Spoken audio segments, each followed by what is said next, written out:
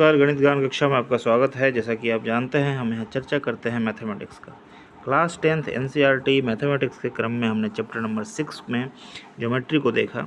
आइए chapter number 7 जो coordinate geometry है, यहाँ पे हम उसको समझते हैं। एक्सरसाइज बनाने से पहले थोड़ा सा इसके विषय में हम जान लेते हैं। कोऑर्डिनेट ज्योमेट्री में हमने जहाँ पॉइंट के विषय में पढ़ा, लाइन के विषय में पढ़ा और फिगर्स के विषय में रेक्टेंगल और स्क्वायर, इस तरह से ट्रायंगल के विषय में हमने जाना। उसके सिमिलर ट्रायंगल, कॉन्ग्रुएंट ट्रायंगल, इस प्रकार से फिगर्स के कुछ प्रॉपर्टीज़ के विषय में हमने देखा। आइए यहाँ हम देखते हैं कि कोऑर्डिनेट ज्योमेट्री में क्या है। कोऑर्डिनेट ज्योमेट्री में क्या है कि हमें एक दिशा पे ध्यान देना होता है। ज्योमेट्री में, नॉर्मल ज्योमेट्री में पढ़ते समय हमने पॉइंट और लाइन और फिगर्स के विषय में जब पढ़ रहे थे तो हम वहाँ पे डायरेक्शंस के विषय में कुछ ध्यान नहीं दिया हमने, और न ही वहाँ किसी पॉइंट की स्थिति के विषय में, पोजीशन के विषय में हमने ज़्यादा ध्यान दिया। यहाँ पे हम पोजीशन ऑफ ए पॉइंट और उसके डायरेक्शन के विषय में ध्यान देना जरूरी समझते हैं। यहाँ पूरा का पूरा कोऑर्डिनेट ज्योमेट्री पोजीशन, लोकेशन के ऊपर आधारित है। आप देखिए, ये आपका अगर टेबल है, टेबल का ऊपर का हिस्सा है। अब इस टेबल में कहीं पे भी कोई एक पॉइंट को हम ले लें, यहाँ पे आपका चाय का कप रखा हुआ है मान लिया कि, तो इसका लोकेशन आप किस प्रकार से दे सकते हैं। लोकेशन देने के मतलब है कि इसका एक नाम दें, इस पॉइंट का एक नाम दें हम। तो नाम देने के लिए एक रेफरेंस की ज़रूरत पड़ेगी। उस रेफरेंस को अगर हम इस पॉइंट को रेफरेंस मान लें, ये पॉइंट देखिए, ये कोने वाले पॉइंट को अगर हम रेफरेंस मान लें ओ, तो इसे क्या बोला जाता है, इस रेफरेंस को हम बोलेंगे ओरिजिन।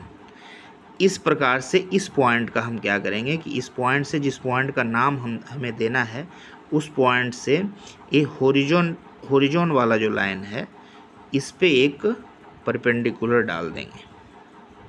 फिर हम देखेंगे कि इसका ये डिस्टेंस जहाँ पे परपेंडिकुलर इस हॉरिजॉन्टल लाइन से मीट करता है, मान लिया एम पे, तो इसका ये डिस्टेंस कितना है, ओ एम। ओ एम का लेंथ मान लिया कि x है, तो इस तरह से हम इसे x लिख देंगे। और ठीक यही डिस्टेंस जिस पॉइंट का हमने नाम देना है p का, उससे हम m का डिस्टेंस लिखते हैं pm। अगर ये y है तो y, यानी दूसरे शब्दों में हम देखें तो अगर हॉरिजॉन वाला एक्सिस को x बोलें और ये वर्टिकल एक्सिस को y बोला जाए, तो x और y इस तरह से आपका एक्सिस है, और इन दोनों एक्सिस से इसका जो डिस्टेंस है, x एक्सिस से इसका डिस्टेंस जो है y है, और y एक्सिस से इसका डिस्टेंस जो है x है। तो इस प्रकार से दोनों एक्सिस से जो डिस्टेंस है वही पॉइंट का नाम हो गया। इस व्यवस्था का जो हम एक ओरिजिन ले करके और इस तरह से दोनों एक्सिस से डिस्टेंस का कॉन्सेप्ट है, इसे हम कार्टेशियन कोऑर्डिनेट या कार्टेशियन नियामक, कार्तीय नियामक हिंदी में बोलते हैं। और इस पॉइंट का नाम x को पहले लिखते हैं, कॉमा देते हैं, y को बाद में लिखते हैं और दोनों को स्मॉल ब्रैकेट से बंद करते हैं। इस तरह से इसका नाम देने का फैशन है। इस तरह P पॉइंट का नाम हो गया XY। आइए कुछ एग्जाम्पल देखते हैं इस तरह से। जैसे देखिए, यहाँ पे A, B और C, इनके पॉइंट का नाम क्या होगा आप बताइए। A है, A यहाँ पे देखिए, इसका हॉरिजॉन पे कितने डिस्टेंस है 3, और वर्टिकल डिस्टेंस कितना है 1 है, तो ये हो जाएगा आपका 3, 1। इस तरह B का नाम दीजिए।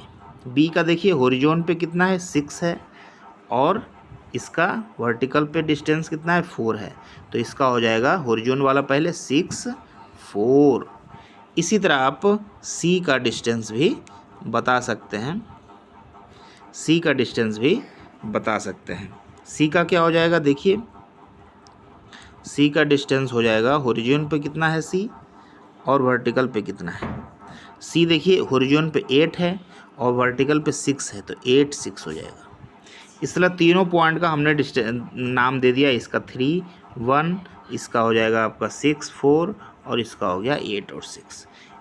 और भी एक्सरसाइज करके आप इस पॉइंट का जो नाम देने का, पॉइंट का लोकेशन देने का जो है उसको आप पोस्ट कीजिए और तब हम आगे बढ़ेंगे।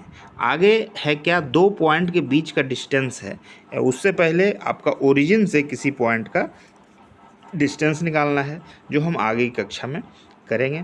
तब तक के लिए नमस्कार।